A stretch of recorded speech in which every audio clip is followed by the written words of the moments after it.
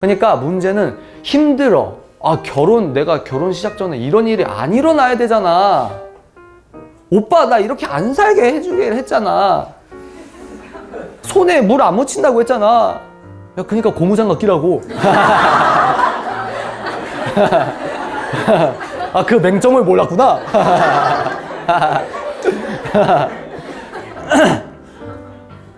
아니, 이거니까 오빠, 나 결혼한 이유가 그거예요. 피자, 사랑이든 조건이든 사랑한다고 착각하면서 조건 보고 하잖아요, 사람들은. 근데 이 조건이 변질될 수 있단 말이에요, 인간은. 그러면 이게 어그러지면 이 사랑이 바뀐다? 내 말은 그거예요. 그게 사랑이냐 이거야. 근데 아무리 이 환경이 힘들고 갑자기 급작스럽게 뭐가 탁 닥쳐도 변하지 않는 신뢰와 사랑이 이 둘을 지켜주는 겁니다. 사랑의 목적이 탁 잡혀 있으면 아무리 내 안에서 고통이 있고 뭐 어려움이 있어도 이게 변하지 않고 의미가 부여되는 거예요. 완벽하려고 하지 마세요. 컨셉 잡으면 언젠간 무너져요. 잘 지켜도 결혼 딱 하고 나면 무너진다고. 왜? 내 생활과 습관은 바뀌지가 않거든요. 다 들켜요. 막 여자친구랑 괜찮아, 하이, 빠이 이러면서 헤어지자마자 막 말보루 레드 막 결혼하고 나서 못 가린다고요. 오빠한테 막 오빠 나 진짜 더러운 애 제일 싫어 이러면서 결혼했는데 방이 돼지우리야. 그거 못 가린다고. 못 가립니다. 컨셉을 하지 마시고, 여러분들이 지금 연애할 때부터 여러분과 예수님과의 관계에서 복음적 자기개발이 끝나야 돼요. 계속 하셔야 됩니다. 해 나가야지. 결혼해도 계속 해 나가야지. 계속 그런 거를 하면서 이 오빠랑 연애도 복음적 이야기와 스토리가 되는 겁니다. 결혼도 마찬가지입니다. 내가 채점하듯이 이 오빠는 뭐 몇 점 이러면 좀 그래도 살만하겠네. 그 기준이면 다 틀려요. 다 틀려. 그건 행복의 기준이 아니에요. 행복의 기준은 뭐냐? 여러분들이 결혼을 하든 말든 예수 그리스도와 나의 사명을 먼저 깨달아야 돼. 예수 그리스도 사랑하기 바빠야 돼.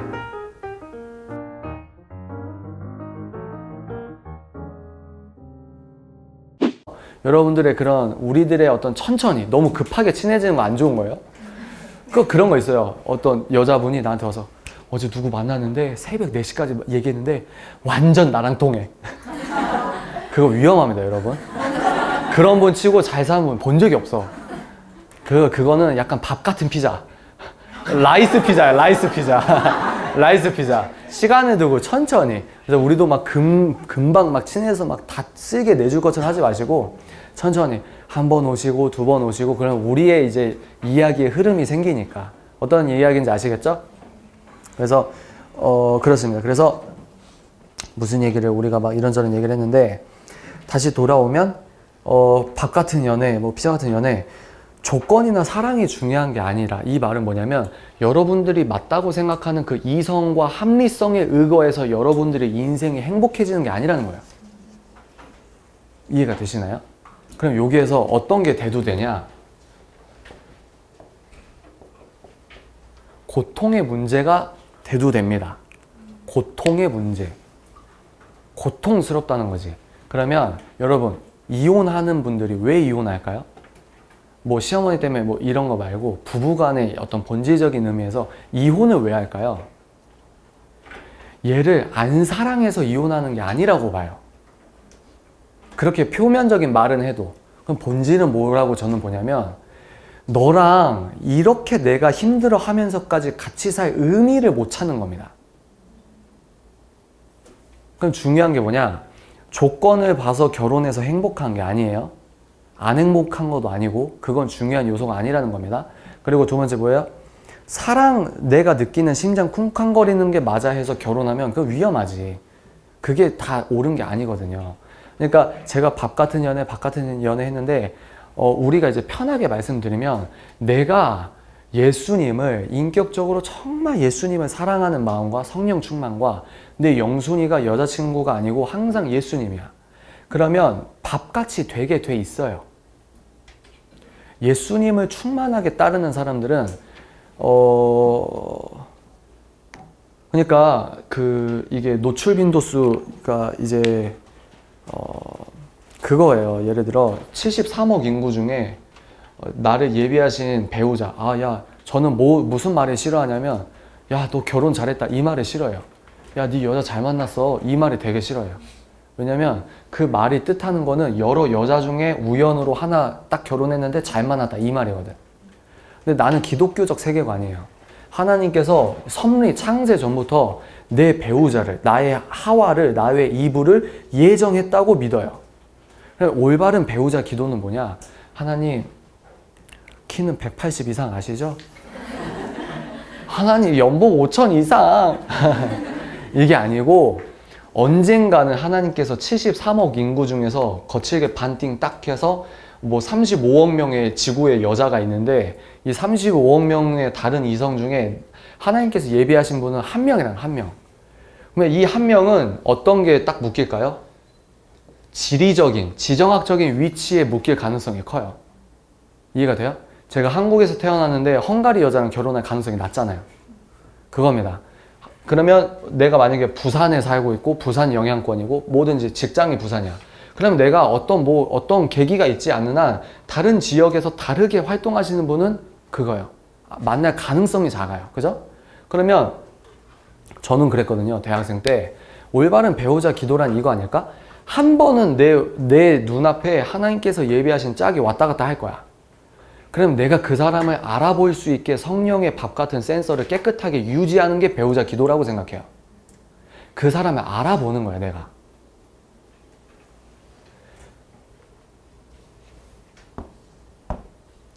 오늘 하여튼 그래서 고통의 문제 얘기하다가 이 얘기했는데, 그러니까 이 남자랑 이 여자랑 사는데 내가 살아야 할 의미를 모르겠다. 그 말은 그 책 여러분 죽음의 수용소에선가? 그 책 아세요? 그 유대인이 심리학자인데 국가 정책이 바뀌면서 자기 민족이 나는 이유를 모르겠는데 자기 민족이 막 빡빡 깎고 수용소에 가. 근데 몇 년 전만 해도 빵집 아줌마랑 웃으면서 인사했는데 이 빵집 아줌마도 삭발하고 빨개 벗고 나도 심리학자였고 교수였는데 정책 하나 바뀌어가지고 내가 저 아줌마랑 면도 안 텄는데 나도 빨가 벗고 벌레처럼 이렇게 간단 말이에요. 이렇게 그러면서 죽이는 거야. 빵빵 죽이고 그리고 막 시체로 비누 만들고 막 청소 뼈가루 청소하고 막 이런 아주 극한의 삶. 이분도 죽을 그 기로에서 이렇게 딱 살아나면서 이 사람이 평소 자기가 공부했던 심리학적인 그 논지가 있을 거 아니에요. 근데 사람이 극한의 경험을 하면서 이분이 딱 깨달은 거예요. 인간이 뭐로 움직이는가? 인간이 뭐로 움직이는가? 그게 의미입니다. 의미. 인간은 의미가 있어야 돼요. 자기가 의미가 있어야 사라집니다. 임상실험에서 그런 거 많이 했어요. 제가 예를 들어 두 명한테 너 A, B. 자, A는 뭘 하냐면 자, 리모컨을 이렇게 내가 너 줄 테니까 자, 여기 서봐. 예. 큐! 그러면 이렇게 갖다 놔. 그리고 다시 와. 그리고 다시 와서 다시 갖고 와. 그리고 다시 와. 이걸 반복해. 왜요? 아니, 그냥 반복해. 그러면 1시간당 7만 원에서 너 오늘 실험 끝나면 한 70만 원 가져가게 해줄게. 와, 대박! 그리고 B는 일로 와봐. 그러면서 B는 너 지금 그 아프리카 어려운 애들한테 편지 쓸 테니까 이거 그 필사 좀 해. 그럼 너는 시간당 한 7천 원 줄게. 그러면 이거 임상실험을 하면 사람은요, 뭐의 의미를 느낄까요? B. 자기가 처음에는 그냥 예 70만 원, 예 70만 원 이러다가 3시간 정도 지나면 이걸 왜 해야 되지? 인간은 의미 부여가 중요해요. 이 결혼 생활, 이 남자와 이 여자와 내가 살아가는데 내가 의미를 찾지 못한다? 그러면 근본적인 사랑이 식어지는 거야. 안 사랑해서가 아니고 내가 왜 이 고생을 하면서 얘랑 같이 살아야 되는 데 대한 의미와 해석이 부재한 겁니다. 이해가 되세요? 그래서 여러분들이 그러면 고통을 어떻게 해석해야 되냐의 문제인데 우리는 다 고통을 겪어요, 여러분. 다 고통을 겪는데 어떻게든 피자의 세계관에서 교회 밖 사람들이나 교회 학자들이나 교회 밖 미디어에서는 뭐라고 하냐면 야, 너 맘대로 해. 그게 행복이야. 그리고 뭐 발리섬이든 휴가철에 이렇게 떠나면 거기서 막 이렇게 노는 거 영상 편집해가지고 필터 넣어서 원래 하늘색인데 더 청아한 하늘색 만들고 코코넛 막 빨아 먹으면서 친구들 막 올리는 인스타 있잖아요. 인스타그램. 그런 삶. 이렇게 살아. 제주도 그 욜로 해. 그게 맞아. 욜로의 긍정적 의미와 부정적 의미가 같이 있다고 봐요. 근데 그게 맞다고 하는 거예요. 이게 행복이야. 그게 무슨 말이냐? 고통을 피하는 게 행복이라고 말해요. 피자 월드에서는. 근데 그건 진실이 아니에요. 그건 거짓말입니다. 뭐가 행복이냐? 내 문제에서 이 고통을 내가 어떻게 의미 부여하느냐. 이게 행복의 첫 번째 발단이라고 봐요. 목적이 없는 거지, 목적이. 그럼 내가 왜 이 고생을 하냐 이거예요. 제가 방금 어떤 테이블에서 말씀드렸는데 내년 총선에서 진보정당이 발의하는 법안이 이제 통과되기 시작하면 저부터 소송을 당합니다. 그죠? 알고 하는 거예요. 그러면 왜 이 고생을 하냐 이거야. 나는 이게 행복하거든. 의미 부여입니다. 왜? 전제. 나는 예수가 사실이라고 믿거든. 내 몸에 기껏해야 지구에서는 100년, 기껏해야 많이 살아도 100년 인생인데 영원의 행복이 보장됐거든. 이걸 매우 진지하게 믿는 거예요. 그러니까 내가 이 길이 복잡하고 무섭고 두렵고 짜증나고 귀찮은 길인 거 알면서도 고통을 감내하고 가면서도 행복을 느끼는 거예요. 왜? 목적이 뚜렷하니까. 그러니까 남자분 여자분 아까 제가 얘기했던 것도 뭐냐면 가난해도 대출 받아서 이자 못 내고 막 자영업 일단 뭐 한번 망해야 되고 그렇게 힘들어도 남편이 나를 사랑해주는 그 인격적인 관계가 훼손되지 않으면 견뎌요. 그리고 제가 5년 정도 결혼 생활 해보니까 여자가 더 강합니다. 여자가 더 강한 것 같아요. 근데 서로 시너지가 있긴 하죠. 근데 내가 너무 힘들어서 무너지려고 할 때 아내가 붙잡아주는 게 있어요. 그러니까 문제는 힘들어. 내가 결혼 시작 전에 이런 일이 안 일어나야 되잖아. 오빠, 나 이렇게 안 살게 해주게 했잖아. 손에 물 안 묻힌다고 했잖아. 야, 그러니까 고무장갑 끼라고. 그 맹점을 몰랐구나.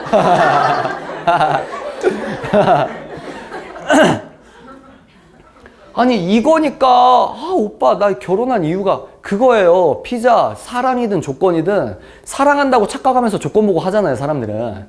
근데 이 조건이 변질될 수 있단 말이에요 인간은. 그러면 이게 어그러지면 이 사랑이 바뀐다? 내 말은 그거예요. 그게 사랑이냐 이거야. 근데 아무리 이 환경이 힘들고 갑자기 급작스럽게 뭐가 탁 닥쳐도 변하지 않는 신뢰와 사랑이 이 둘을 지켜주는 겁니다. 사랑의 목적이 탁 잡혀 있으면 아무리 내 안에서 고통이 있고 뭐 어려움이 있어도 이게 변하지 않고 의미가 부여되는 거예요. 이걸 통해서 그래서 제가 저번 달에 이건 이제 편집 오프 더 레코드 진지하게 나를 보여주는 거지. 그게 용기가 필요하거든요. 사실은 근데 또 이제 그렇다고 여러분 솔직한 거랑 진정성 있는 거랑 다른 거예요. 솔직하게 다 말하면 안 돼요. 특히 여자분 특히 여자분은 좀 달라요. 여자분은 손해보는 게 많아요. 그래서 막 오빠 사실은 내가 뭐 70명이랑 사귀었었는데 이런 얘기 안 해도 돼요. 그런 얘기 하지 마세요. 그 다 솔직하고 이거는 아니야. 그래서 우리가 어떻게 되냐? 비둘기 같은 순결함, 뱀 같은 지혜, 이게 같이 가야 됩니다. 근데 이거 하면 막 웃더라고. 무슨 얘기냐? 우리는 착각하고 있는 게 비둘기 같은 순결함은 가슴에 있어야지 머리에 있으면 안 돼요. 근데 우리는 많은 분들이 머리에 비둘기 같이 순결해. 그리고 마음이 뱀같이. 이게 바뀌어야 되는데. 이게 바뀌어야 돼요, 이게. 여기가 순결해야 되고 여기가 뱀 같은 지혜가 있어야 돼. 그러니까 그런 것도 여러분들 이렇게 하실 때 근데 어떤 느낌인지 아시죠? 우리 다 30대 정도 됐으니까. 그래서 이런 인격적인 대화를 하는 것부터가 사랑이라고 봅니다. 완벽하려고 하지 마세요. 컨셉 잡으면 언젠간 무너져요. 잘 지켜도 결혼 딱 하고 나면 무너진다고. 왜? 내 생활과 습관은 바뀌지가 않거든요. 다 들켜요. 막 여자친구랑 괜찮아 하이 빠이 이러면서 헤어지자마자 막 말보루 레드 막 결혼하고 나서 못 가린다고요. 오빠한테 막 오빠 나 진짜 더러운 애 제일 싫어 이러면서 결혼했는데 방이 돼지우리야. 그거 못 가린다고. 못 가립니다. 컨셉을 하지 마시고 여러분들이 지금 연애할 때부터 여러분과 예수님과의 관계에서 복음적 자기개발이 끝나야 돼요. 계속 하셔야 됩니다. 해나가야지. 결혼해도 계속 해나가야지. 계속 그런 거를 하면서 이 오빠랑 연애도 복음적 이야기와 스토리가 되는 겁니다. 너무 화나는 메일이 너무너무 많아요. 왜? 한국 교계에서, 한국 교회 문화 생활에서 믿음 좋아 보이는 카테고리를 모태신앙자들은 너무 잘 알거든. 근데 이 남자가 한 분탕질을 하거든. 위로해주면서 술 먹으면서 교회 다니는 애들이 소주 한잔 하면서 누나랑 모텔 가서 하고 여자들 이 남자 한 명 때문에 여자 3명이 교회 떠나고 이 현실이에요. 현실. 내가 다시 돌아오면 제가 교회 비판을 안 하려고 합니다. 제 캐릭터가 그래요. 여하간 고통 그러면 문제 뭐냐? 이걸 깔고 간다. 여러분들이 이러면 행복할 거야. 이게 맞아. 여러분들의 채점 기준은 여러분들은 지금 대한민국 밀레니얼 세대 특징이 뭐냐? 대한민국의 공교육은 그리스 철학에 기반한 교육 시스템입니다. 그러면 그리스 철학에 기반한 시스템은 뭐냐? 이성과 합리주의예요. 그러면 여러분들은 이성적이고 합리적이어야 맞다고 생각하는 교육을 30년 정도, 20년 정도 받아왔어요. 내가 옳고 그르다라고 생각하는 그 기준 자체가 합리주의로 여러분들이 모르는 잠재의식 속에 교과서 20년, 대학 전공 5년 이렇게 세팅이 돼 있다고. 그러니까 복음도 합리적으로 내가 설득이 안 된다는, 자기 무지는 모르고 자기가 설득이 안 되니까 이거 틀린 거 아니야? 이렇게 한단 말이에요. 결혼도 마찬가지입니다. 내가 채점하듯이 이 오빠는 몇 점 이러면 좀 그래도 살만하겠네. 그 기준이면 다 틀려요. 다 틀려. 그건 행복의 기준이 아니에요. 행복의 기준은 뭐냐? 여러분들이 결혼을 하든 말든 예수 그리스도와 나의 사명을 먼저 깨달아야 돼. 예수 그리스도 사랑하기 바빠야 돼. 그게 먼저 세팅이 돼 있어야 돼요. 내 목적이 뭐냐? 생각해 보세요. 한 사람도 이유 없이 태어난 생명이 없단 말이에요. 그죠? 근데 사명이 뭐냐? 신이 있다고 믿어요. 그러면 신이 나를 태어나게 했다 이거야. 그죠? 그러면 내가 왜 이 지구상에 태어났을까? 그런 질문 생각해 본 적 없으세요? 내가 왜 태어났지? 우연이 아니잖아요. 왜 태어났지? 그러면 그런 생각 안 해봐요? 그러면 내가 왜 남한에서 태어났지? 이런 생각 안 해요? 왜 내가 남한에서 태어났지? 그러면서 이 복음적 논리로 하나님께 여쭤보는 겁니다. 그러면 내가 남한에서 태어났는데 지금 2019년에 32살이 되게 태어났는데 나에게 맡긴 사명의 색채가 어느 정도 한국과 연관이 있겠다. 이렇게 유추하는 겁니다. 우리 부부의 예를 들면 저희 부부는 제가 왜 인스타그램에 제 아내만 얼굴을 공개하냐. 대학생 때부터 저는 목사가 꿈이었어요. 그죠? 1일 1사자 하시는 분? 헬스 사자, 지하철 사자, 버스 사자 다 있어요. 집 청소 사자, 자기 전 침대 사자 이런 게 있어요. 혼밥 사자도 있고. 근데 이건 청소지? 청소사자지? 대학생 때부터 저의 꿈은 목사였기 때문에 아내에게 이제 CC였으니까 야 나는 배우랑 결혼하면 안 돼. 오빠는 목사 될 거거든? 그리고 오빠는 가난한 개척교회에도 오빠는 가난이 힘든 스타일이 아니거든? 그러니까 너 나랑 결혼하려면 목사하고 나는 상가교회 개척해서 너 싱크대에서 머리 감아야 되는데? 진짜 그랬어요. 진짜 그랬다고요. 그래서 아내가 막 근심이 어려. 나는 배우하려고 이 학과 왔는데. 그러면서 의미부여가 어떻게 바뀌었냐? 이 학과에 내가 온 이유가 오빠를 만나려고 왔구나. 이렇게 바뀌는 거예요. 의미를 어떻게 부여하고 이걸 어떻게 해석하냐가 다르면 사람의 생각이 바뀌어요. 내가 배우하려고 여기 왔다고 내 자유의지는 이렇게 몰아왔지만 하나님의 섭리 가운데 오빠를 만나기 위해 내가 여기 왔구나. 이렇게 천천히 시간이 걸리죠. 시간이. 근데 이제 그러면서 이제 졸업하고 이렇게 왔는데 무슨 말을 하려고 하냐? 아내는 오빠가 이런 이야기를 하고 복음을 선포할 거라는 걸 12년 전부터 알았다고요. 그리고 그 길을 같이 가기로 예정돼 있다고요. 그니까 제가 아내 얼굴도 공개하는 거라고요. 십자가 길을 같이 가는 거라고 준비가 되어 있으니까. 이해가 되십니까? 그러니까 제가 결혼을 하고 깨달은 게 뭐냐면 정말 바빠요. 여러분 직장 다니고 교회 다니고 이게 일주일에 너무 바쁘잖아요. 바쁜데 그러니까 우리가 생각하는 오빠랑 어쩌고 저쩌고 이게 어떤 의미에서는 중요하지 않다 이게 아니고 생각을 별로 안 해요. 그러니까 거시적 신뢰 체계가 일단 끝난 겁니다. 그리고 나를 믿어주고 서로 믿는 그 신뢰와 믿음이 있으니까 거기에서 이제 이거 깔고 같이 일을 하니까 바쁜 겁니다. 아내가 아직 회사 다니거든요. 그러면 회사 다니고 퇴근할 때 오빠랑 같이 일하고 아내님 이거 엑셀 파일 좀 만들어주세요. 아내님 이거 해야 되는데 이거 플랜 좀 해주세요. 아내님 이거 그 카메라 SD 카드 좀 뽑아서 옮겨주세요. 그러면 아내는 퇴근하고 나서 새벽 1시 맨날 1시에 자요. 7시에 일어나서 막 가. 잠이 부족해. 뭐 쉬는 날에도 오빠랑 같이 일하고 손님 이렇게 만나러 다니고 오빠 스케줄 관리 아내가 다 합니다. 그러면 제가 만약에 생각 세계관이 달랐으면 뭐라고 했을까요? 오빠 나 퇴근하고 힘들어 이렇게 될 것 같지 않아요? 근데 뭔가 같이 움직인다고 같이 바쁘다고 오히려 우리의 플랜은 뭐였냐면 우리의 생계가 내가 사업하면서 생계가 보장되면 아내님의 회사는 그만둔다는 세팅이 끝났어요. 같이 가는 거라고. 이런 얘기를 꾸준히 해왔다고요. 왜 할 수 있냐?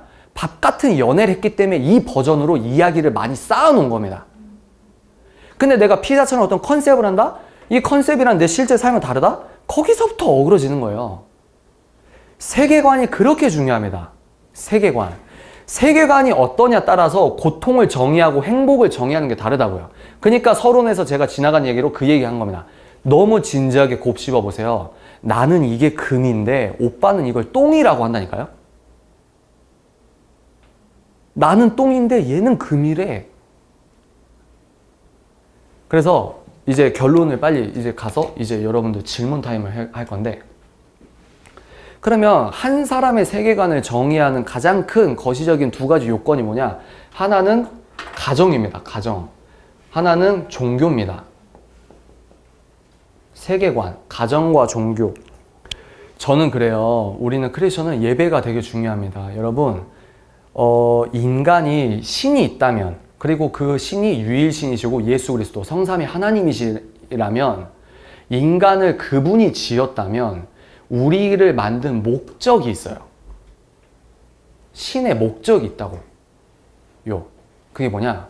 예배입니다. 예배. 주일에 교회 가서 예배 드리는 게 그렇게 중요한 거예요.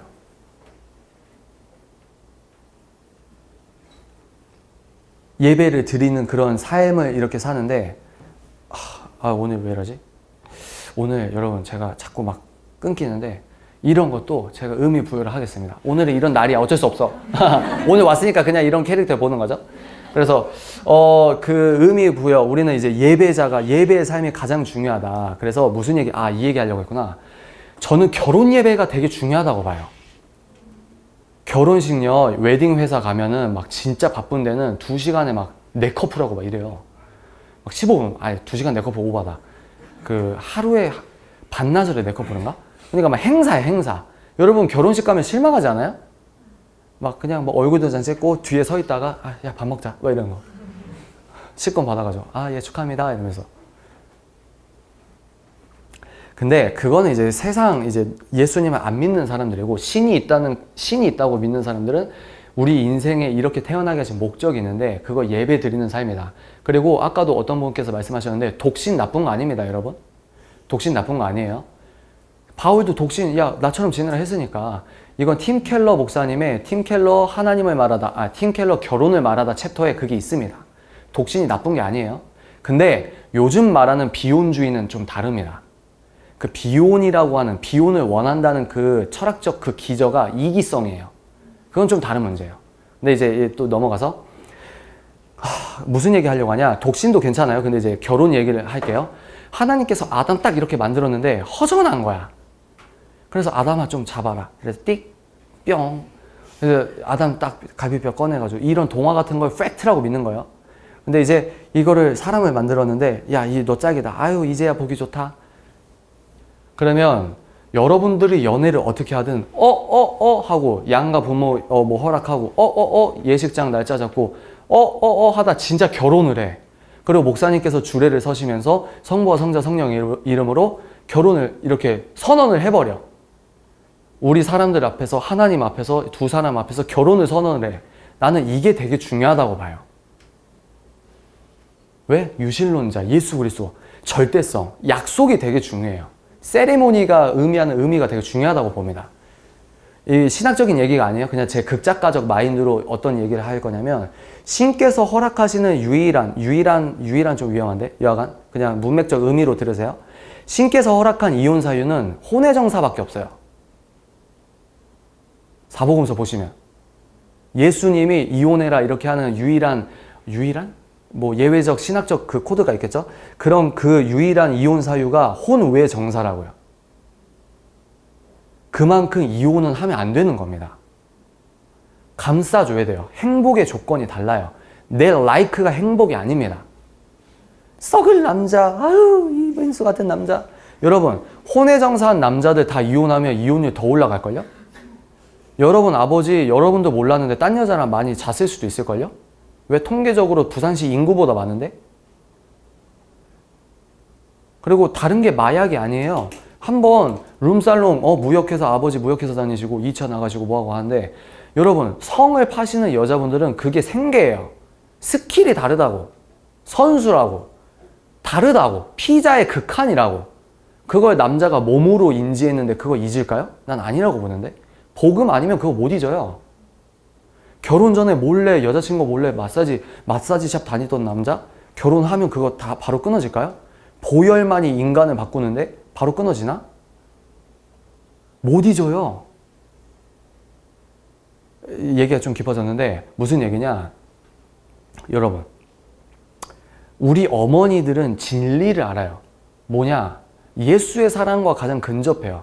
그래서 목사님께서 어떤 얘기하면 막 울면서 아멘 하는 게 뭐냐면, 이 머저리, 내가 정의하는 사랑의 관계에서 얘는 벌써 신뢰가 깨졌어. 이 남편은. 그래서 울면서 새벽 기도에서 울면서 막 기도하는 거야. 예수님 어떻게 나 이렇게 결혼시켰냐고. 내가 왜 이렇게 힘드냐고. 근데 거기에서 뭘 깨닫냐? 예수의 사랑을 만나는 거야. 뭐? 용서하는 거야. 얘를 어떻게 용서합니까? 그러면서 울면서 기도하고 집에 갔는데 그냥 밥 차려주고 일단 막 이렇게 하면서 그렇게 하루하루 살아보니까 자식 때문에 산다 뭐 한다. 근데 그 이면에는 자기도 그러니까 교회 크리스천 부부 얘기를 하는 겁니다. 이 어머니가 이 남자와의 신뢰, 인간적 신뢰 깨졌는데, 근데 그게 계란처럼 그게 딱 깨지고 나니까 진짜 예수의 사랑이 뭔지, 용서할 수 없는 사람을 용서할 수 있는 그 진액적 복음의 에너지가 그때 느껴지는 거예요. 그러면서 이 남자가 막 이 남편 때문에, 이 아빠 때문에 엄마랑 아들, 딸들 다 교회 갈 때 한 30년 고생하다가, 아빠가 자기 잘난 맛에 연봉 빵빵 이렇게 살다가 또 뻔한 스토리 뭐예요? 한 글자, 암. 배가 아파서 가보니까 삼깁니다.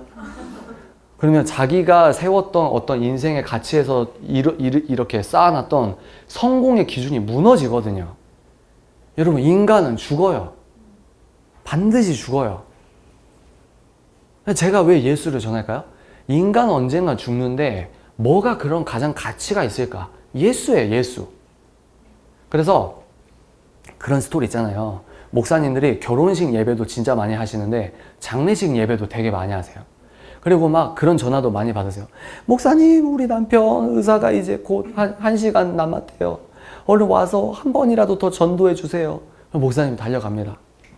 그러면 이제 한 50대, 60대 되는 목사님들은 많은 분을 보잖아요. 그러면 목사님들이 이제 중환자실 아빠가 소리만 들어. 복부 팽창됐고. 누구누구님, 예를 들어 뭐랄까? 뭐 성수씨, 김성수씨, 김성수. 성수 아버지, 저 누구 목사입니다. 예수님 믿으세요. 예수님이 살아 계시고요. 예수님이 우리의 메시아십니다. 예수님을 믿으시기만 하면 구원을 받습니다. 성수 아버지, 예수 믿으세요. 예수 믿는다고 시인하십시오. 성령님께서 성수 아버지 마음에 오십니다. 예수를 주로 시인하면 구원을 받습니다. 그러면 띠띠 하면서도 눈물 또르르. 그리고 그때 갑자기 혼수 상태였는데 그때 갑자기 명랑해지면서 믿겠습니다. 그런 시나리오 되게 많아요. 의사분들, 의사 경력 한 10년, 20년 있는 의사분들 100명 모아놓고 의학적으로 설명할 수 없는 기적을 체험한 적 있습니까? 하면 90명 이상이 체험했다고 합니다. 그렇게 딱 평안하게 죽는 분이 있고, 그러면 여러분, 넌 크리스천이랑 사귀니까 무조건 깨져라? 저는 그건 아니라고 본다 이거예요. 그 남자의 미래를, 그 여자 불신자의 미래를 어떻게 압니까? 근데 그 기준 중에 하나가 저는 결혼식이라고 본다고요. 예배가 그렇게 중요한 거예요. 결혼 예배가. 그러니까 하다가 진짜 결혼 준비 다 했고 전세 아파트 부동산 계약까지 하려고 했는데 진짜 아닌 것 같아서 깨졌다. 그럼 그건 깨진 거야. 근데 하다가 결혼까지 했다. 정말 성부, 성자, 성령 이름으로. 그러면 그거는 여러분들의 아름다운 삶의 챕터 2예요. 제 기준은 그렇습니다. 이해가 되세요? 그러니까 결혼은 세상이 말하는 그런 인스턴트 같은 사랑만으로 하는 게 절대 아닙니다. 이해가 되세요? 이해가 되세요? 그러면 오늘 주제에 대해서 제가 전반적인 이야기를 했어요. 그래서 여러분, 결혼은 해외여행처럼 하시면 안 돼요. 여러분, 연애부터 이민 갈 준비 캐리어를 쌓아야 돼요. 연애는 해외여행 갈 때처럼 캐리어 2개에 고데기 넣고 새로 산 옷 넣고 그렇게 결혼하면 큰일 납니다. 여러분들이 연애할 때부터 이민 가방을 싸야 돼요. 이해가 되십니까? 그래서 근데 책 사장님 감사한데 그런 남자가 있을까요? 그런 여자가 있을까요? 여기 있잖아. 생각보다 예수를 사랑하는 사람들 많아요. 근데 그 구체적인 방법론을 몰라서 당황하고 있는 거지. 그러니까 일부러 나쁘게 사는 거랑, 여러분 이거 하나만 들어도 오늘 감사한 거예요. 일부러 나쁘게 사는 거랑 정말 몰라서 그렇게 사는 거랑 달라요. 예, 저는 몰라서 그렇게 산다고 본다고 이해하는 사람입니다. 그 국제 제자 훈련원인가? 그 기독교 출판사, 그러니까 이상한 책 아니라는 거예요. 그 어떤 여자분이 미국인인가? 그 과학자예요. 과학자고 박사학위 받았겠죠? 과학자인데 이분이 크리스천이야. 근데 이렇게 자기가 이렇게 하나님께서 몰아주시는 하루 24시간에 최선을 다해서 살다 보니까 결국 히브리어와 고고학까지 했나? 히브리어와 신학을 박사학위를 받아버렸어. 근데 이분이 연구를 해서 이렇게 쓴 책이 랍비 예수입니다. 랍비 예수. 근데 거기에서 무슨 말이냐면, 우리는 예수님 믿어 이러는데, 예수님도 유대인이에요. 그죠? 예수님도 유대, 이런 신학적인 게 있어요. 근데 그 책에서 좋은 얘기 중에 하나가 뭐냐면, 여러분들이 어떻게 사람을 이해하면 여러분들도 죄를 안 짓고 불만과 불신이 안 자라냐면, 무슨 이유가 있어서 저러겠지. 이 마음의 태도가 중요합니다. 그러니까 몰라서 저런 거야. 이래 여러분이 안 힘들어. 몰라서 저런 거야. 몰라서. 이렇게 이해하는. 그게 뭐 히브리어 원어가 있는데 제가 까먹었네. 그 책에 나오거든요. 그거 읽으면서 야, 이거 의미 있다. 이렇게 생각했어요. 내가 이렇게 꼴배기 싫은 팀장이 있어. 그래서 아침에 출근할 때 안녕하세요 했는데 왜 인사해? 아침부터 빡이 치는 거야. 속으로 저 새끼가? 그래서 아침부터 컴퓨터 켜고 카톡으로 다다다다다다. 야, 우리 팀장 진짜 와 이러면서. 근데 그게 아니고 처음에 화날 수 있죠. 근데 옥상에서 뭐 생수 하나 마시면서 그래, 제 인생도 얼마나 불쌍하냐. 이유가 있겠지. 아침에 뭐 아내랑 싸웠겠지. 무슨 이유가 있겠지. 이러면서 여러분들이 평안을 깨지 않으면 누가 눈치 봐요? 화낸 사람 눈치 보거든. 그런 게 있어요. 하여튼 오늘 얘기가 좀 돌아왔는데 결론적으로 여러분들 좀 도움이 되셨나요? 네. 다행이네. 그래도 제가 좀 의미 있는 시간을 또 보냈네요. 그래서 제가 이제 제 인생의 선배님들, 결혼 더 먼저 하시고 이런 분들 많이 계시고 각자 사는 위치가 다르고 자기가 전공하는 어떤 학습적 이런 레벨이 다르고 색깔이 다르지만 우리가 예수님을 사랑하는 마음으로 모였어요. 거의 많은 분들이. 그래 예수님을 사랑하는 것과 내 월화수목 금요일 토요일까지의 연애를 어떻게 접목시켜야 되냐, 이 브릿지를 제가 계속 놓으려고 노력을 하는 겁니다. 그래서 제가 저번 주 월요일인가 어떤 수련회 캠프를 갔다 왔는데 거기서 오전 10시부터 오후 4시 반까지 강의를 했거든요. 근데도 할 말을 다 못하고 왔어. 말이 많은 거야. 제가 말이 많아요. 근데 거기에서 제가 이제 애들이랑 마무리 기도하면서 그 영상 이제 그 부분은 제가 편집하고 올렸어요. 근데 거기에서 제가 뭐라고 했냐면, 그 멘트가 들어갔구나. 평양 대부흥이 어떻게 시작됐냐면요. 100년 전에 대부흥이 있었어요. 평양 신학교가 있었어요. 여러분, 지금 그 동상 세워진 그 땅에 신학교가 있었다고요. 근데 평양 얘기 왜 했지? 예? 부흥. 이 얘기만 하고 질문 받겠습니다.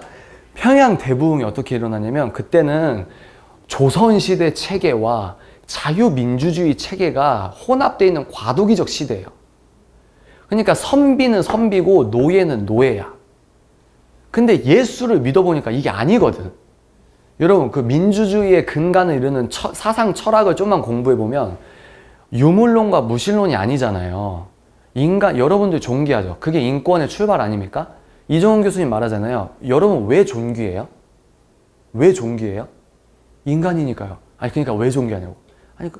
저는 똑똑하니까요. 너보다 알고리즘이 더 똑똑한데? 그럼 얘가 존귀해? 왜 존귀해? 왜 존귀할까요? 그 철학의 시발이 하나님께서 우리를 인간을 만드셨기 때문에 인간만이 갖고 있는 존귀성이 있는 겁니다. 이게 인권의 시작이에요. 그렇게 세워진 체제가 민주주의예요. 그리고 하나님께 소명받아서 빵을 굽든 신발을 만들든 하나님을 사랑하니까 최선을 다해 신발을 만들면 오히려 잘 팔리게 되죠. 그러면서 장사가 되죠. 이게 자본주의 시스템의 시작이라고요. 하물며 막스 베버가 그 얘기를 한다고요. 근데 얘기가 좀 돌아왔는데, 그래서 이때 이제 목사님이 나와서 평양에서 이제 설교를 해요. 근데 갑자기 자기가 손 들고 예를 드는 겁니다. 나와요. 그래서 자기가 성령님이 지금 감동 주셔서 내가 이 말을 꼭 해야겠네요. 내가 사실은요, 내가 선비인데요, 성경을 몰랐을 때는 내가 우리 집에 노예 삶, 여자 노예 삶, 노비 삶, 그 딸을 내가 10년 동안 겁탈했구만요. 근데 성경에서 보니까 그게 죄라고 하네요. 내가 너무 마음이 아파서 여러분께 얘기할 수밖에 없구만요. 잘못했습니다, 하나님, 여러분. 막 울어. 어떤 분은 그 기록 보면, 어떤 분은, 여러분, 제가 농사 지을 때 소를 그렇게 세게 때리고 소를 못 살게 굴었구만요. 그런 기록이 있어요. 뭐냐? 성령 충만하고 그 예수의 영에 가득하면 내 죄가 생각나면서 못 견디거든. 그 고백의 시초가 평양 부흥의 시작이에요. 근데 여러분들은 소 키워요? 소 본 적도 없죠. 소 촉감으로 만져보신 분. 우린 세대가 달라요. 우리 세대에서 월화수목 금토일에 가장 많이 노출되는 죄의 목록들이 뭐냐? 연애예요.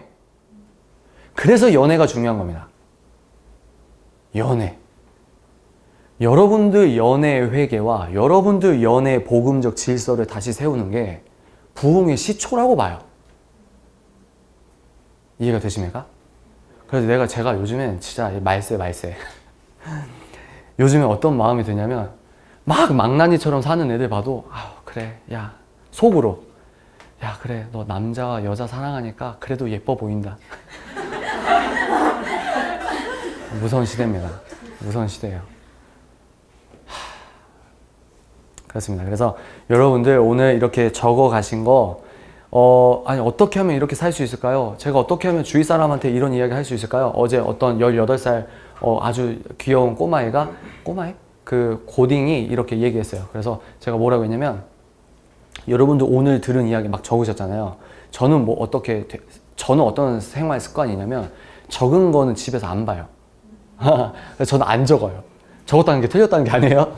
근데 저는 안 봐요. 근데 뭐냐면, 책을 한 권 읽었을 때 어떻게 하면 독서 멘토링을 인도할 수 있을까요? 어제도 그 질문 나왔는데, 자기가 책을 읽고 이 책에서 이해한 게 100이야. 근데 처음 여러분들이 말을 하면 한 10 나오면 많이 나와요. 책 행사자 말을 들었어. 다 이해는 돼. 근데 내가 남자친구한테 말하려면 이 책임사자 이야기가 50이면 한 3이 나와. 근데 계속 말하잖아요. 그리고 계속 성경 읽고 이런 멘토링 듣고 이러면 이 3이 10이 되고 15가 되고 여러분들과 제가 동화되고 있는 거예요. 이게 복음적 카테고리가 뭐죠? 복음적 논리로 칭의 개념이 이거 아닙니까? 이해가 되세요? 그러니까 여러분들이 노력하시라. 이렇게 배운 것들을 내뱉어야 합니다. 세상 속에서 오빠랑 진지한 얘기를 해야 하는 겁니다. 진지하게. 왜냐면 무신론이 있으신 분들은 정말 진지하게 연구해서 무신론자이신 분은 별로 없어요. 그냥 나는 야 신이 어딨어? 그럼 왜 그렇게 생각해? 질문한 왜라는 거 3번만 던지면 이게 빈약한 게 드러나요. 그러니까 내가 기분 나쁘니까 없어 그냥. 근데 여러분들이 진지하게 오빠 나는 이렇게 생각해. 야, 여자친구야 나는 이렇게 생각해. 진짜 너 나 진짜 바보처럼 보이고 정신 나간 사람처럼 보일 수 있어도 진짜 우리 한번 이렇게 연애 한번 해볼래? 나 좀 도와줄래? 야, 3커플 중에 1커플 이혼한대. 우리 진짜 인격적인 대화 시작해보자. 오빠부터 노력할게. 이게 말이 안 떨어지면 카톡부터 쓰는 겁니다. 오빠 무슨 일이 있길래 카톡 5줄이 넘어가? 거기서부터 시작이에요. 거기서부터 내 마음을 얘기하세요. 저는 경상도 남자라서 그런 거 못합니다. 문화에 속지 마시고 기질에 속지 마시고 여러분들의 이야기를 표현하십시오. 사랑은 표현을 해야 돼요. 말을 하세요. 그렇게 해서 다투는 거, 의견 조율하는 거, 그게 건강하다고 봅니다. 그래서 여러분들 오늘 결혼은 사랑만으로 하는 게 아니다. 그래서 전반적으로 조건도 아니고 감정도 아니고 나의 의미 부여다. 내가 합리적 이성적으로 체크리스트 만들어서 결혼하는 게 행복의 조건이 아니다. 그러면 문제는 뭐냐? 지금 오늘 하루에 내가 겪고 있는 고통, 그리고 나의 목적 예수 그리스도, 이거를 어떻게 의미 부여하느냐. 이 고통 속에서 걸어가고 이 고통을 나 혼자 걸어가다가 나랑 사랑하고 나랑 동의한 이 남자와 함께 걸어가는 게 그렇게 행복해요. 막 아내가 막 졸면서, 제가 이번 주에 장염 때문에 속이 안 좋았잖아요. 근데 내가 너무 속이 안 좋아서 영상 내일 찍으려고 했는데 아내가 오늘 찍어야 된다고. 그래서 아내님 그럼 도와주세요. 그래서 오랜만에 집에서 혼자 찍어요. 저는 집에서 찍는 건 거의 혼자 찍거든요. 근데 아내가 도와줬어. 그래서 너무 아픈데 앉아가지고 안녕하십니까? 인사이트 텔러 진행입니다. 근데 아내가 계속 있다가 이렇게 있다가 이렇게. 근데 난 그게 너무 감사한 거예요. 얘가 사랑스러운 것도 있는데 감사한 거예요. 왜? 나는 이렇게 부족한데, 이런 얘기하면 좀 눈물 나올 것 같은데, 그러니까 저의 죄성을 저는 알잖아요. 근데 내가 뭐라고 저런 여인을 붙여줬냐 이거야. 내가 뭔데 저렇게 귀한 여인을 하나님께서 짝으로 예정해 주셨습니까? 근데 이거는 여러분 결과론적으로 뿅 해서 요술지팡이처럼 너랑 맞는 사람 뿅 이게 아니에요. 저랑 아내는 시간이 걸렸다는 거예요. 시간이. 연애 기간 동안 이런 얘기, 신앙적인 얘기, 사명적인 얘기를 6년 동안 계속 한 거예요. 그래서 막 싸울 때도 있지 않았겠어요? 저는 안 싸워요. 근데 이 얘기만 하고, 이게 재밌죠? 제 얘기 이것만 하고 끝낼게요. 아내 특징이 대학생 때, 그때는 대학생이니까, 얘 특징이 밥 메뉴가 나오면 싸워. 이해가 되세요? 뭐 식당을 가. 그래서 밥을 먹으려고 하는데 오빠 이러면서 싸워. 나는 음식 앞에서 계속 이걸 먹어야 되는데, 아니 얘는 계속 음식이 나오면 싸워. 아니 막 화를 내. 그래서 내가 한 번은 야 진짜 풀어준 다음에, 아니 근데 아내님, 여자친구님, 왜 밥 나올 때마다 그래. 밥 좀 먹자 이랬는데, 또 이렇게 대학생 때 수업 끝나고 김밥 천국에서 시켰는데, 오빠 뭐 하면서 또 그래. 그래서 내가 계속 참다가 너 딱 걸렸어. 기다려. 그러니까 얘가 평소랑 다른 반응이니까 놀래. 예? 너 내가 이거 다 먹을 거니까 먹고 나서 저기 밖에서 둘이 얘기하자. 그리고 내가 막 먹었어. 맛있게. 하나님 감사합니다. 맛있게 먹겠습니다. 근데 얘가 막 당황을 한 거야. 그리고 김밥 천국 아줌마도 눈치를 등으로 느껴. 나는 일단 나 쌓였어. 왜 밥만 나오면 이래? 막 먹었어. 너 일로 와. 이러고 와가지고 뭐가 문제야? 도대체 뭐가 문제야? 내가 이렇게 하지 말자고 노력하자고 했잖아. 뭐가 문제야? 그러면 여자분들은 뭐예요? 오빠가 이랬잖아. 노트에 꺼내면서 이거 이랬을까요? 아니면 몰라. 그런 게 있었어요.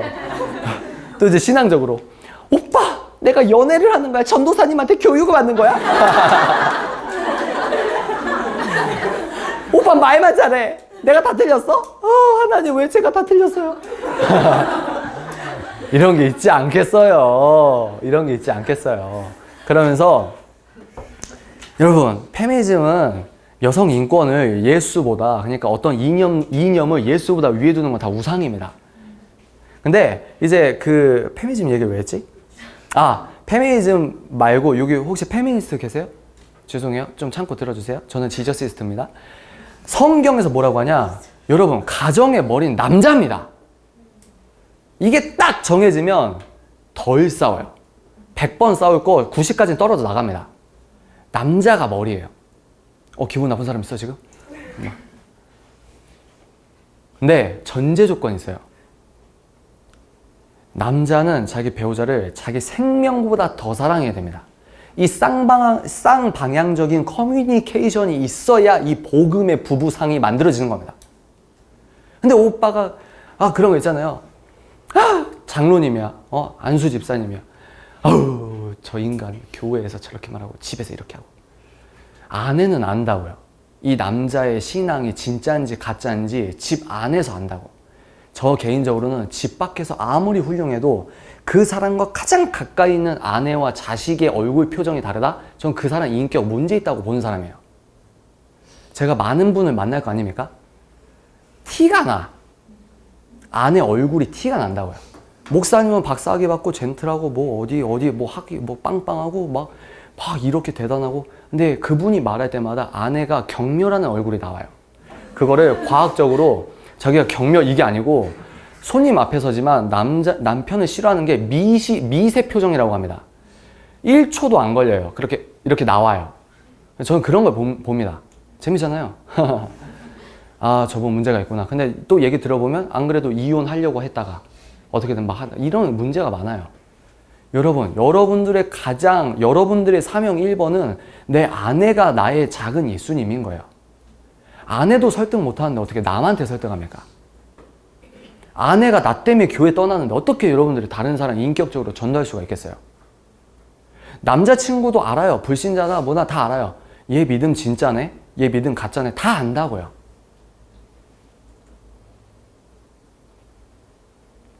그렇습니다. 그래서 진지하게, 여러분들 복음은 진지한 거예요. 그죠? 왜? 예수를 안 믿으면 어디 가요? 인권 때문에 상처받으니까 이런 얘기 안 하죠. 너무 진지한 얘기 아니에요? 예수의 영이 있어야 천국이라는 곳이 있는데, 천국에 들어가는 유일한 패스워드가 뭐냐면, 천국에 들어가는 유일한 여권과 비자가 뭐냐면 예수밖에 없어요. 예수 천국 불신 지옥, 이 8글자가 기독교 정통교리 집약한 8글자 아닙니까? 복음은 진지한 거예요. 그러니까 연애도 진지하게 해야 합니다. 사랑이 진지한 거예요. 사랑은 원래 하나님 겁니다. 정말 발라드 가수 노래 가사보다 곱하기 100,000이 원래 복음이에요. 전 그렇게 생각합니다. 예수에 미친 자, 예수님을 닮아가려고 노력하는 자, 죄와 멀어지려고 발악하는 자, 연애와 결혼에 하나님께서 그 안에 열매 맺혀준다고 믿습니다. 여러분들 그렇게 살아가셨으면 좋겠어요. 좋습니다. 질문 3명, 4명 이렇게 받아볼게요. 예. 여기서 이분이 이렇게 들어가지고. 지방에 내려가 있어서 질문을 꼭 답변을 받고 내려가. 예. 그 연애를 그렇게 오래 하셔서 싸울 수 있는 의견 조율을 해야 되는 그 과정 자체가 좀 덜어진 거 아닐까요? 첫 번째 전제가. 그런 것도 있고, 그리고 저희도 안 싸워요. 막 큰 소리로 막 싸우거나 의견 이런 건 없어요. 근데 이제 서로의 기질을 알아요. 그 기질을 알아서 오빠의 약점도 있을 거 아니에요. 그런 거는 진짜 왜 그래? 이런 건 있어요. 근데 그러면서 사는 게 더 축복 아닌가요? 그러니까 싸우지 않는 것도 정상. 그러니까 뭐 글러브를 사달라 이겁니까? 이게 의도적으로 싸움을 할 정도로. 아니에요. 왜 의도적으로 싸웁니까? 너무. 그럴 수 있어요. 그러면 진지하게 이런저런 대화를 해보세요. 진지하게. 아니면 대화가 힘들면 글이 되게 중요해요. 글이. 왜냐면 글은 상대방이 말을 끊잖아요. 글은 일단 다 읽거든. 저는 어른들을 되게 어려워하는 스타일이에요. 저는 목사님을 되게 어려워합니다. 태생적으로 어른을 어려워해요. 그래서 어른한테 제가 할 말이 쌓이면 편지를 써서 줘요.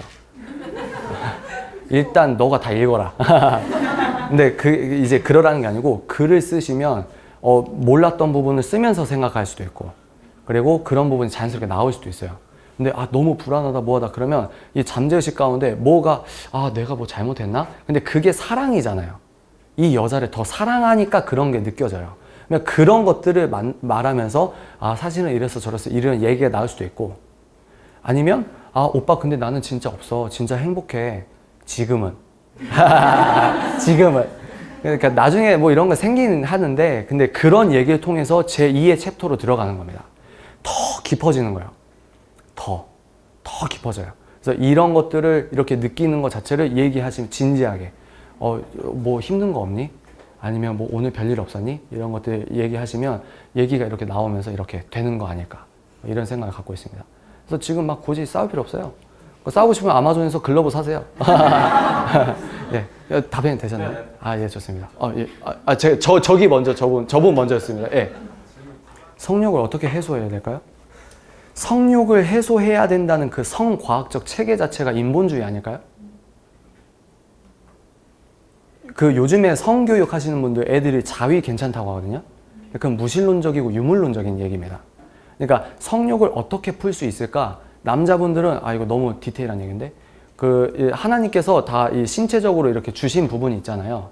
그러니까 막 요즘에 여자분들도 자위 많이 하세요. 포르노 많이 보십니다. 세상이 그렇게 됐어요. 근데 그런 거를 안 보고 뭐 하고 그러니까 어떻게 하냐 이걸 습관의 문제로 가야 됩니다. 성적인 넘어짐은 습관의 문제로 해야 돼요.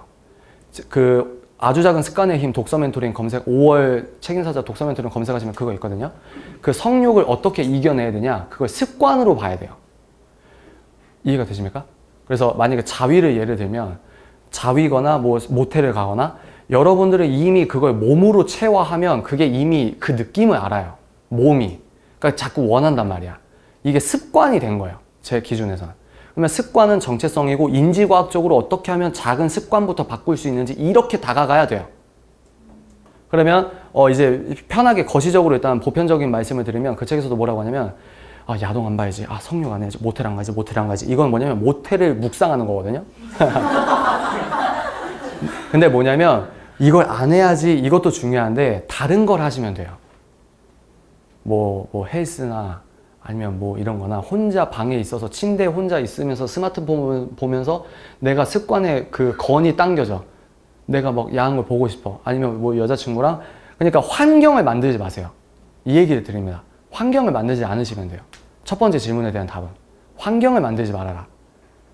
그 말인가요? 질문이? 그 말이었어요? 그러니까 그거잖아요. 크리스천이 결혼 전에 성관계하는 거. 크리스천이 성적으로 넘어지는 거. 이런 얘기 하신 거 아니에요? 개인적으로? 그냥 뭐 혼자 있는 상황에서 죄를 짓는. 환경을 만들지 마세요. 그리고 제가 주지하는 게 뭐냐면 자기가 이걸 끊겠다 하면 반드시 몇 번 넘어져요. 60번, 70번 넘어질 수도 있어요. 근데 100번 넘어져도 101번 일어나는 뻔뻔함으로 다시 일어나면 언젠가는 없어집니다. 계속 그거를 자기가 넘어져도 뻔뻔하게 다시 시도해보고 이걸 해야 돼요. 그 죄책감이 살아있는 것 자체가 하나님의 양심이 아직 살아있는 거니까. 이해가 되십니까? 이해가 되세요? 그래서 이걸 습관의 문제로 다가가야 되는데 아주 작은 습관의 힘 그 책 보시면 도움이 될 것 같습니다. 그리고 두 번째 질문이 뭐였죠? 주위 사람한테 어떻게 권면해야 되냐고요? 몰라서 그렇게 하는 거? 이거는 시간이 좀 필요한 문제 같아요. 왜냐면 왜 그렇게 자기가 성적으로 음란한 걸 하는데 우리의 음란은 우리의 기준이지 걔네의 기준이 아니에요. 그러면 이건 뭐냐? 아까 전제. 그러니까 전제가 그렇게 중요한 겁니다.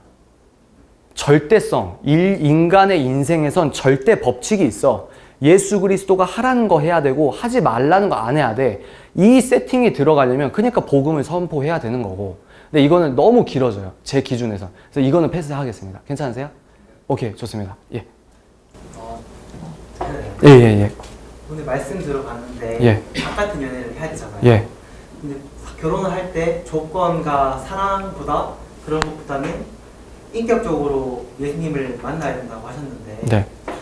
제가 지금까지 그냥 교회를 다니면서 학생 때 많이 뜨거운 마음도 가졌었는데 지금은 좀 많이 약해졌는데 그 인격적으로 만나는 게 어떤 거고 지금 인격적으로 만났을 때 삶이 어떻게 바뀌었고 다른 사람들을 볼 때 어떻게 대하는지 다른 사람을 볼 때 어떻게 대하는지 예를 들어 주시겠어요? 그게 어떤 말이지? 저 인격적으로 만났을 때 네. 어떻게 삶이 바뀌는지 궁금하고 아, 그래요? 그게 어떻게 하면 만날 수 있는 거고 예, 그게 예. 일단 인격적인 그 신앙은 저는 첫 번째는 자기의 감정보다 움직이지 않는 말씀을 믿는 거라고 생각해요. 자기의 믿음이 떨어질 수는 있겠죠. 인간이니까. 근데 움직이지 않는 텍스트가 그렇게 중요하다고 생각해요. 내 감정보다 성경에서 말씀하신 약속이 맞아요. 내가 직장 생활하면서 많이 요즘엔 교회 이렇게 가는 열심히 떨어지잖아요. 근데 그럼에도 불구하고 말씀에서 변하지 않는 나를 사랑하시는 그 사랑은 끊임없다? 그러면 내가 그런 게 덜 느껴져도 이건 중요한 게 아닌 거죠.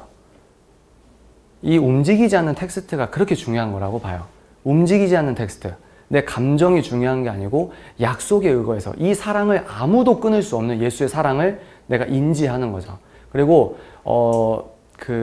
제가 이제 축약해서 말하면 그런 겁니다. 하나님의 인격적인 거? 그거는 그러니까 사람은 자기 뇌에 들어있는 대로만 생각할 수 있잖아요. 그러니까 성경적 지식을 많이 들어가시면 될 것 같아요. 이건 너무 긴 얘기예요. 성경적 지식만이 답이다 이게 아니고 지식을 채우시면서 이런 고민, 내가 예수님이랑 좀 멀어진 것 같은데 이 자체가 신을 인정하는 행위잖아요.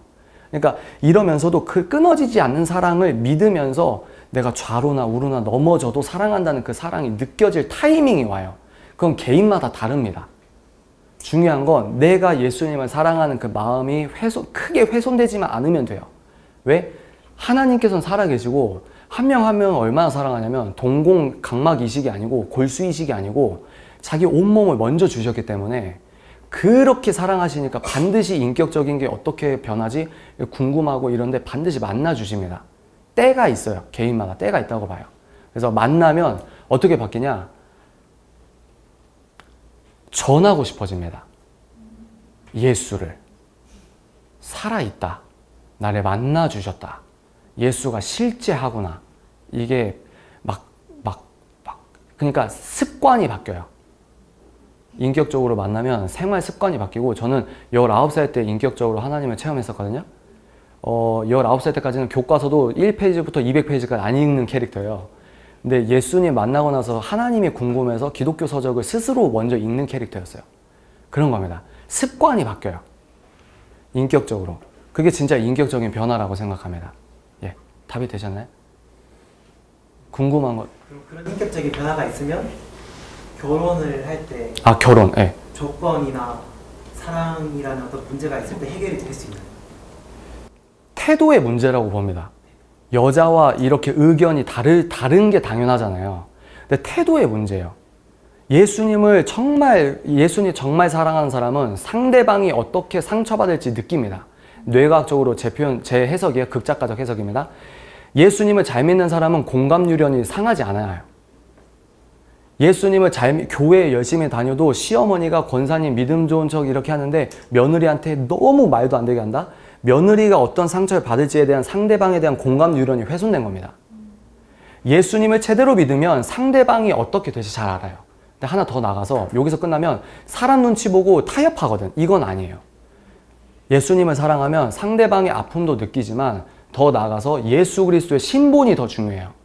그러니까 이런 세팅이 있는데 이제 그러면서 그러니까 의견 다툼할 때 야 결혼할 때 이건 이거잖아 저거잖아 다툴 수 있어요. 그러면 지혜를 원하는 거죠. 이거는 근데 예수님 이건 너무 기니까 제가 한 분 두 분 더 받아야 되니까 결과적으로 말하면 대화의 스킬을 좀 따뜻하게 가져가시는 게 어떨까? 야 이번에 장롱 그러면 네가 원하는 장롱을 할게. 그리고 몇 천만 원 부족하잖아. 그러면 이 집 너무 마음에 드는데 이번에는 이렇게 하고 그 대신 내가 이렇게 해볼게. 정말 자기가 그러니까 상대방은 연극사학적으로 제가 되게 좋아하는 단어가 뉘앙스입니다. 자기가 정말 이 여자를 사랑해서 배려하는 뉘앙스면 웬만하면 상대도 타협해요. 그렇게 대화하시면서 결혼 준비하시는 게 어떠실까? 네, 그런 생각이 듭니다. 네, 또 뭐 있으세요? 생각을 하시고 무조건 헤어진다, 헤어진다고 그래요? 이거를 저는 계속 그렇게만 듣다 보니까 진짜 그게 어떻게 해야 되는 게 맞는 건지 궁금해요. 그 약간 근본주의 아닌가? 근본주의 아닌가요?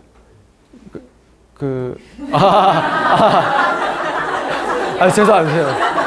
잠시만요. 제 생각부터 말씀을 드리면, 목사님, 저는 그렇습니다. 저는 어떻게 생각하냐면, 좀 예민한 문제인데, 저는 어떻게 생각하냐면, 나중에 끝나시고 목사님께 말씀드려도 될 것 같아요. 근데 저는 어떻게 생각하냐, 보혈의 능력을 믿어야 돼요. 죄와 타협하라는 얘기가 아니고, 내 죄가 눈보다 더 이게 씻겨버리는 게 예수의 피의 능력이잖아요. 근데 그걸 막 했으니까 이랬다.